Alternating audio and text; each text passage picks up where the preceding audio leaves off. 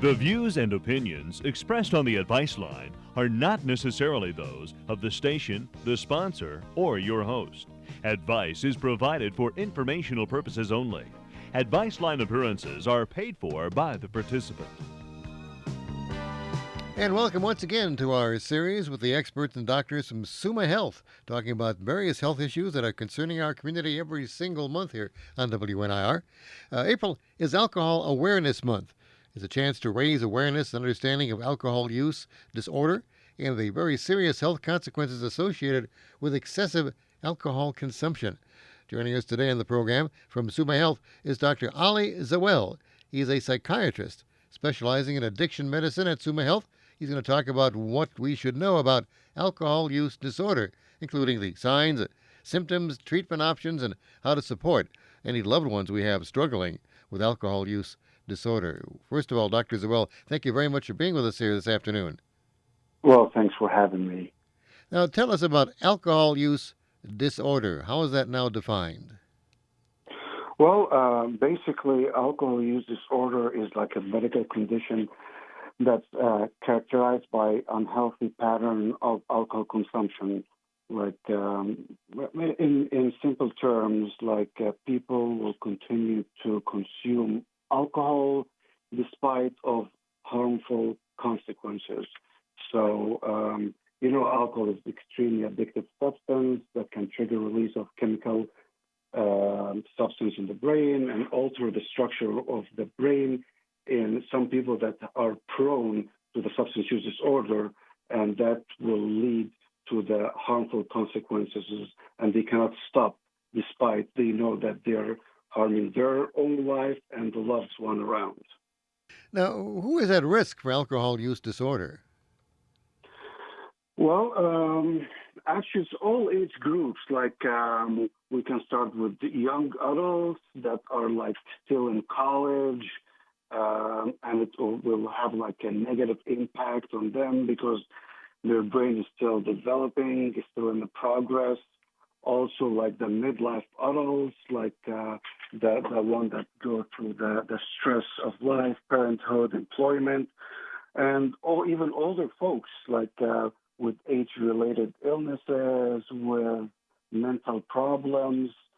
Gender in the past was the males used to be more than females, but this ratio has changed lately. They're almost equal. There's also genetic risks that's influenced, like if someone has high incidence of alcohol use or substance use in the family, probably he has a higher risk of developing the substance use disorder. There's also, if there is a baseline mental illness, it can cause different forms of substance use disorder like anxiety, depression. People tend to numb their feelings if they have PTSD, if they have exposed to trauma or there's a stressor in life. What are some of the other choices people make that could increase the risk for alcohol use disorder? What's that again? What are some of the choices that people might make that would increase their risk for alcohol use disorder? Well, basically, their brain is prone to perceive alcohol different than normal people.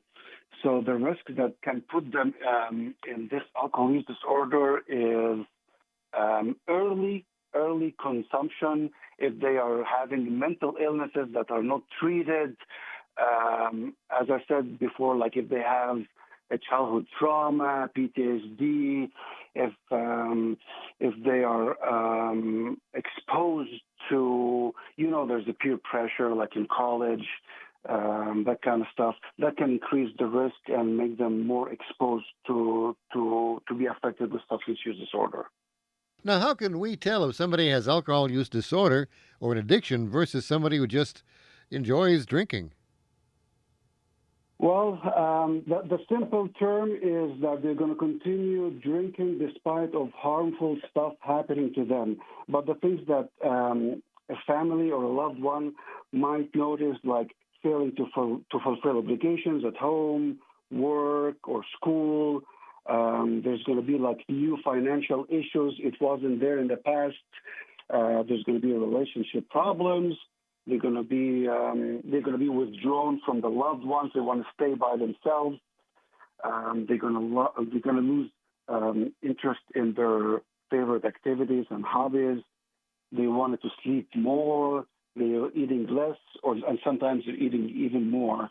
There's going to be memory issues. They're going to be poor concentration. They're going to do a wrong decision that's like a normal person would think this is the logic. So they start doing like bad decisions that used to be like more logical to them in the past. If they have a mental illness like depression and anxiety, the loved one will notice that it's going to get worse, and their depression is going to be worse. Their anxiety is going to be more acting up. They're going to have more panic attacks, that kind of stuff. Now, how can you support a loved one who's suffering from this kind of addiction? Well, if your loved one has a problem, we suspect they have a problem, the best thing to do is to find a time that you can talk to them without distraction for both of you, and you have to use something called motivational interview skills. Like you have to first of all you have to emphasize that you're concerned about that person's health and well-being, and you're going to offer the judgment, without blaming, without arguing. And you have to stick to some facts about treatment, like tell him that he or she is not going to be alone during that journey of treatment, and always use open-ended question and listen, and acknowledge their feelings, show respect for their point of view, and focus on what we should do, not what we shouldn't do. Now, what type of professional help is available for alcohol use disorder? In my hospital, we have a lot of help with that we provide for the loved ones that's struggling with addiction. Uh, Fortunately, we have a whole program starting from the emergency department. It's called the First Aid Program. It's 24/7, where the patient or the person that's suffering for substance use disorder will go to the emergency department, which is open 24/7. They initiate the addiction treatment, right? We have one in Akron, Barberton, Green, Wadsworth, emergency department, 24 hours a day. At this first visit, the providers will treat the withdrawal symptoms if they're going with the withdrawals. If they have cravings, they can initiate medication that helps with craving, and they're going to set them up with one of our addictionologists. If they feel that the patient will need to be inside of our facility for detox for their own safety, we have our detox unit, which is, I'm proud to say, it's the first detox unit in the United States that was built by Dr. Bob Smith, the co-founder of Alcoholics Anonymous, and Sister Ignatia, and that was at St. Thomas in 1939. So we had the first detox unit in the country. We have 14 beds, like private rooms. We have very qualified medical staff on the detox unit, specialized social worker that works with each patient according to their needs, and we try to formulate the treatment process during the detox and after treatment, what we need to do. And as outpatient, we have a clinic called Medication Assisted Treatment Clinic, which offers all the medications that helps with cravings for alcohol, opiates, methamphetamines, including monthly shots for all that. And we have in our new building, behavioral health building, we have the dual diagnosis unit for patients that have mental illness and at the same time they have substance use disorder on the sixth floor here at the hospital. So we cover all the bases from the emergency department till the inpatient rehab. So you have a lot of options for levels of treatment for alcohol abuse disorder, but how do you work with people to determine which level of treatment they might need? Well, for our program, I would say, like for example, our outpatient program, we do something called intake or initial assessment, which helps us to understand their history of addiction, identify their challenges, co-occurring mental health disorders, and we tailor each patient to or gear them toward the right way of treatment. If serious harm is at stake, we'll recommend higher levels like detox.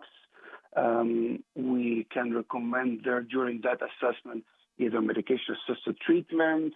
We can give an appointment with one of our specialists, addictionologists, to take care of them on the long run. So it all depends on this intake or assessment during the initial visit. Once again, we're talking to Dr. Aly Zewail, who is a psychiatrist specializing in addiction medicine at Summa Health. We're talking about alcohol use disorder, as this is April, Alcohol Awareness Month. Now, Dr. Zewail, can you talk to us about the recovery journey? How long does that go, and what's it like? Well, the recovery journey takes time. People have to understand that they didn't become addicts just overnight. So, of course, it took many years to be like suffering from substance use disorder, and so does the recovery process. The recovery journey takes time. Relapse is often a part of recovery. For patients, we try to explain to them that the like we're going to try not to for them to relapse, of course, but it is part of recovery. Like the statistics shows that like sadly, the relapse is 80% and the total recovery is 20%. We're trying to minimize that, but we try to explain to them the risks, what would trigger the relapse. We're trying to explain to them like there are going to be something called mental relapse before their physical relapse. Like their brain is going to try to trick them few days before their physical relapse. So we're trying to make them acquainted with all the circumstances to minimize the relapse. And we're trying also to minimize the taboo of relapse. Like we understand that this can happen. You shouldn't be embarrassed. The most important thing that you try again and we restart again. How common is it again for people to relapse after this kind of treatment? It is pretty common. Like as I said, like in the common population, it's 80% there is a probability of relapse, 20% there's a probability of recovery. Certain groups like professionals, like physicians, lawyers, those kind of professionals, it's the opposite. The relapse is 20% and the recovery is 80%. And it has to do because their agencies like medical board, like the other boards, they keep an eye and they let them go through IOP. They make them follow up with addictionologists, make them treat their mental health at the same time. That's why their relapse is way less than common population. Now, So of course, we're trying to implement that vision in our facility here by incorporating the IOP, addictionologist, mental health treatment at the same time. now with the rest of society, there's a lot of stigma around somebody who relapses back into alcoholism. Can you talk to us about that and how you help your patients handle that? Yeah, I mean, there's always misunderstanding that alcohol disorder is a choice. Alcohol disorder, any substance use disorder is not a choice. It's a medical condition, and for the wiring of the brain in people with substance use is definitely different than other people. We try to explain to the patient that it's a disease like diabetes, like congestive heart failure, that needs to be treated. We're trying also to explain to them that there are, based on the risk factor, there's a lot of medical treatment. We don't use the term alcoholic. We use substance use disorder, and that have we're teaching also. We're teaching medical students. We're teaching physicians that this is a disease that needs to be treated, and the stigma actually has lessened year after year. So patients understand that, and physicians has noticed that too. Now, once somebody has completed treatment, what are some of the tips for how to best support them now that they are in the recovery phase? Well, do not be complacent. If you feel comfortable, that's what your brain is trying to trick you that you are on the safe side right now. No, you have to continue to meet with your medical professional. You have to continue, if you're attending 12-step meetings, you have to continue that. You have to join, if you don't believe in AA meetings, the religious part, there's a non-religious 12-step meetings, but you need to stay in those kind of support group.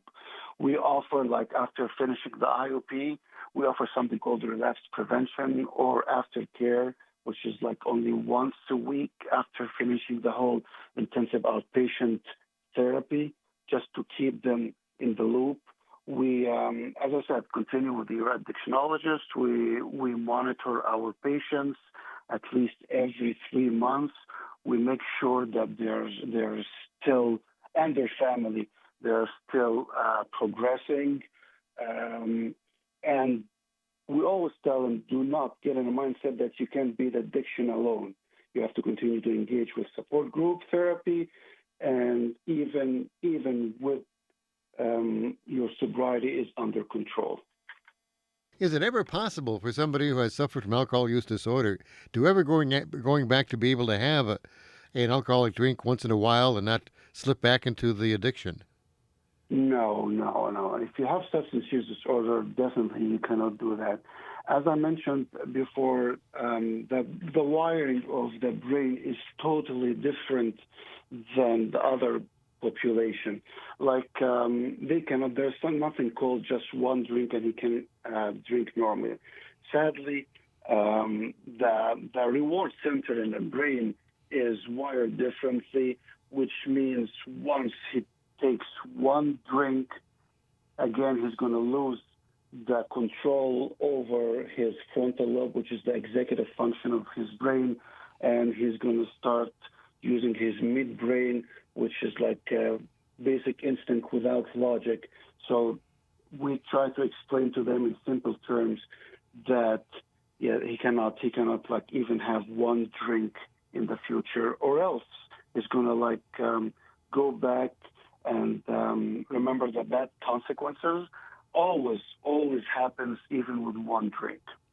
Now, of course, Akron, as you mentioned earlier, Doctor, Akron your service goes back to 1939 with the opening of the first detox center here in Akron as part of the founding of Alcoholics Anonymous. Now, Alcoholics Anonymous, you talked about them as a support group. Now, do you see that they're one of the better support groups, or do you really need somebody more than that, a qualified doctor and professionals to work with you in addition to AA to keep somebody on the road to recovery? Well, 12-step meetings is incorporating part of cognitive therapy, but and it's a great program. Don't get me wrong, but you cannot just depend on 12-step meetings without having a professional help. In a way that we understand the physiology of the disease. We know what works for that person is not going to work for that person. We basically tailor each treatment plan according to the circumstances. If a person starts drinking because they had childhood trauma or PTSD, it's treated differently than a person that's just like to drink just to get high. So there are some people that they just drink because they like to numb their feelings.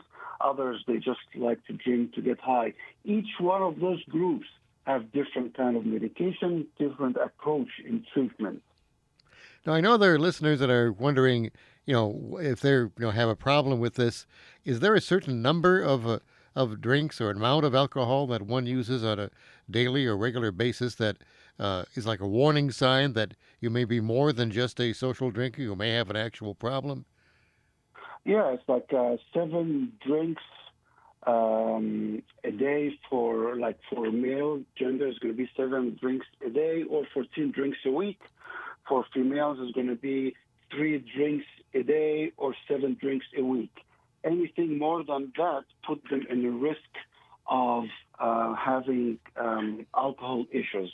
Now, there's a difference between having a risk from the alcohol, and there's a difference between having alcohol use disorder. You can drink only 2 drinks and you have alcohol use disorder. Again, those 2 drinks is gonna like mess up the wiring of your brain and it's gonna start do harmful decisions. So the number of the drinks that I mentioned in the beginning, that puts you at risk of the harm of the alcohol itself. That doesn't mean that you're gonna have a substance use disorder. Substance use disorder can be with just 1 drink.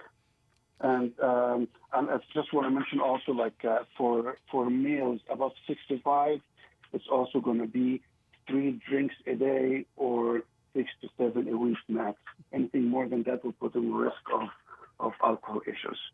Now, of course, in addition to the behavioral issues of alcohol use disorder, the physical problems that can come from the excessive use of alcohol are numerous, and many people are aware of many of them. But talk to us, doctor, about the specific medical conditions that can be either caused or aggravated. Oh, yeah. Yeah, alcohol-related problems continue to take a heavy toll on individuals, families, communities. Like researchers estimated that each year there are more than close to 180,000 alcohol-related deaths, making the alcohol a leading preventable cause of death in the United States. In addition, there are more than 200 different diseases and injury-related conditions that are associated with alcohol misuse. And it's different from age to age, from race to race, from gender to gender. Elderly, for example, there's going to be an increased risk of falls. There's going to be memory problem. There's going to be increase in the liver. Of course, it's not as young individual livers, so they're going to have faster exacerbation or acceleration of the liver disease. They're going to have sleep problems. They're going to have delirium. So it increases overall mortality. In younger population, it can cause failures at work, and also it can cause marital problem due to affecting the reproductive system. It can cause heart conditions, and in young adults, it can affect their brain, from 18 to 25. It can affect their academic achievement, especially at college age. So it affects basically every organ in the body. Because if you think about it, alcohol is a toxin. So imagine you put that toxin in each cell of your body. So if it's in the brain, it's going to affect the brain. If it's in the heart, it's going to affect the heart. Kidneys, it's going to affect the kidneys, muscles, and so on and so on. So, if alcohol is indeed the toxin that it appears to be, is there any safe amount of alcohol that somebody should drink and still have good health? As I mentioned earlier, if they consume less than the ones that for males 65 and under, it has to be less than 7 drinks and 7 drinks a day and 14 a week. For females, 3 a day and 7 a week. That will lower the risk. But if what they're looking for antioxidant, in fact, they can get antioxidants from a lot of other sources. But we are talking here about people with substance use disorder. So with those people, not even 1 drink will help them. 1 drink will lead to 1,000 drinks, and will lead to disaster in their life. Now, if somebody's listening right now and they're questioning whether or not they themselves or a loved one need to seek treatment. What would you say to them? If they suspect that their loved ones has a substance use problem, then there is a high probability they do. So they need to get involved with a medical professional. We do during the interview. We have a very extensive interview process. We try to figure out if they do meet the criteria for substance use disorder or not. And we usually encourage that the loved ones, spouses, parents, even the children of loved ones to come with them because as I mentioned, it does not just affect the patient, it affects the family too. So I'm sure that the loved one will have an anxiety issue. Sometimes they even have PTSD from what they went through with their loved one. So I encourage that if they suspect something is going on, there is something going on. So they need to reach and seek medical advice right away. Again, here in Akron, to learn more about Summa Health's addiction medicine program, you can call toll-free 877-203-7396. That's 877-203-7396. Or go to the website summahealth.org/addiction. summahealth.org/addiction. And again, Dr. Aly Zewail is a psychiatrist who specializes in addiction medicine at Summa Health. Thank you so much for talking with us this afternoon. And again, bless you for your work that you're doing with these people and the folks that are so plagued with this very common addiction in our society. So again, thank you so much for talking to us today. Thanks for having me, Bob. I'm Bob Lewis.